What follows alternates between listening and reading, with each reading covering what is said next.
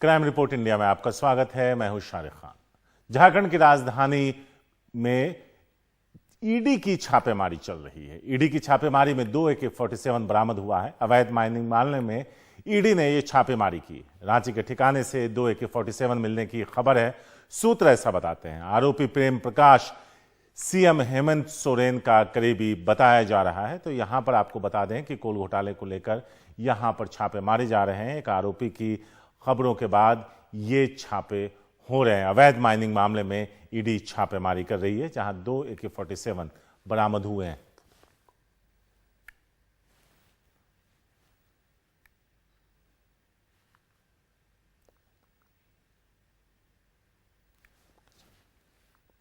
मुकेश सिंह सेंगर हैं हमारे साथ इस बारे में ज्यादा बात करने के लिए। मुकेश, ये अवैध माइनिंग को लेकर यहां पर ये सारी छापेमारी हो रही है, लेकिन चौंकाने वाली खबर यह है कि एक शख्स के यहां से 2 AK-47 मिला। क्या कागज उसका होता है? क्या किसी आम लोगों को ये हथियार अलॉट किया जाता है?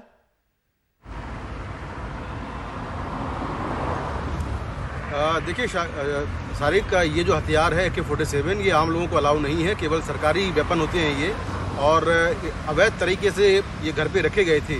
हालांकि ये कहाँ से आए और प्रेम प्रकाश को कैसे मिले, इसकी जांच चल रही है। जो ईडी है वो आज सुबह से इलीगल माइनिंग मामले में झारखंड, तमिलनाडु, बिहार, इन तमाम राज्यों में 17 जगहों पर छापेमारी कर रही है। और ये छापेमारी प्रेम प्रकाश के यहाँ भी हो रही है। रांची में उसका घर है, वहाँ पर छापेमारी चल रही है। प्रेम प्रकाश को ये कहा जाता है कि वो झारखंड में मुख्यमंत्री हेमंत सोरेन का काफ़ी करीबी है, और झारखंड में उसको एक मिडिल मैन यानी बिचौलिए के तौर पर लोग जानते हैं। ये भी उसके बारे में कहा जाता है कि वो IAS और IPS की ट्रांसफर पोस्टिंग में उसका काफ़ी अहम योगदान रहता है। इस तरह की बातें उसके बारे में कही जाती हैं। तो उसके यहाँ से ईडी ने 2 AK-47 वेपन बरामद किए हैं, जिनको जब्त कर लिया गया है। और ये वेपन कहाँ से आए थे, किस लिए वहाँ पर रखे गए, इसके बारे में जानकारी ली जा रही है। ये जो पूरा मामला है, इसकी शुरुआत जो है इलीगल माइनिंग के मामले की कुछ इस तरह हुई कि कुछ महीने पहले ईडी ने झारखंड कैडर की जो IAS है पूजा सिंघल, उनके ठिकानों पर मनरेगा में मनी लॉन्ड्रिंग के मामले में छापेमारी की थी।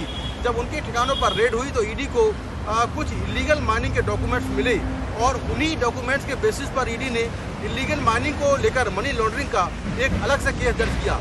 और उसी केस में कुछ दिन पहले ईडी ने पंकज मिश्रा को गिरफ्तार किया। पंकज मिश्रा झारखंड के मुख्यमंत्री के विधायक प्रतिनिधि हैं, तो उन्हें गिरफ्तार किया गया। उसके बाद साहेबगंज के पास से उनका एक पानी का जहाज जब्त हुआ। ये कहा जाता था कि इस जहाज से जो इलीगल माइनिंग का सामान है वो झारखंड से वो पश्चिम बंगाल ले जाते थे। इसके साथ में उनका सहयोगी बच्चू यादव भी गिरफ्तार किया गया। तो उसी मामले में आज 17 जगहों पर छापेमारी की जा रही है, और इस छापेमारी के दौरान बहुत सारे दस्तावेज ईडी ने बरामद किए हैं। साथ में जो आरोपी प्रेम प्रकाश है, उसके घर से 2 AK-47 बरामद हुई है। शुक्रिया मुकेश, इस ताजा अपडेट्स के लिए आपका शुक्रिया। टिकटॉक स्टार और बीजेपी नेता सोनाली फोगाट की मौत का मामला अब उलझता नजर आ रहा है। सोनाली की मौत को लेकर उनके परिवार की तरफ से CBI जांच की मांग की जा रही। सोनाली की बहन का दावा है कि उनकी बहन की हार्ट अटैक से मौत नहीं हो सकती। वो बेहद फिट थी, उन्हें किसी तरह की बीमारी नहीं थी। सोनाली की बहन के मुताबिक सोनाली फोगाट को गोवा में मौत से पहले उन्होंने अपनी मां से फोन पर बात की थी, जिसमें उन्होंने अपनी मां को बताया था कि शरीर में कुछ बेचैनी लग रही है, जिस पर मां ने सोनाली को डॉक्टर को दिखाने की सलाह दी। इस मामले में राष्ट्रीय महिला आयोग ने 2 सदस्यों की फैक्ट फाइंडिंग टीम बनाई है। राष्ट्रीय महिला आयोग ने गोवा के DGP को पोस्टमार्टम रिपोर्ट और बाकी कार्रवाई के बारे में जानकारी देने को कहा है। आपको बता दें कि सोनाली फोगाट ने हरियाणा के आदमपुर सीट से बीजेपी के टिकट पर विधानसभा चुनाव लड़ा था, जिसमें वो तब कांग्रेस में रहे कुलदीप बिश्नोई से हार गई थी। सोनाली ने बिग बॉस समेत कई टीवी सीरियल्स में भी काम किया। मेरी कल दीदी से बात हुई थी, शाम को 9 बजे के करीब उनका फ़ोन आया था मेरे पास। तो जैसे सिंपल कॉल आई थी पहले, तो बोली कि मेरे ना व्हाट्सएप पे बात कर, मेरे को व्हाट्सएप पे बात करनी है तेरे से। मैं ठीक है। फिर मैंने फ़ोन मिलाया, मैं खाना बना रही थी उस टाइम। फिर उसके बाद फिर यूँ बोली कि मेरे साथ है ना कुछ गलत हो रहा है क्या। मैंने यूँ लगा फिर मैं ठीक हो नहीं, मेरे बहुत ज़्यादा प्रॉब्लम होने लग रही है क्या। तो माँ की बात होगी ऐसी। तो जब भी आवाज़ सुनाई दी किसी के कमरे में आन की हूँ, कोई जेंट्स जैसे आवाज़ आई उसकी।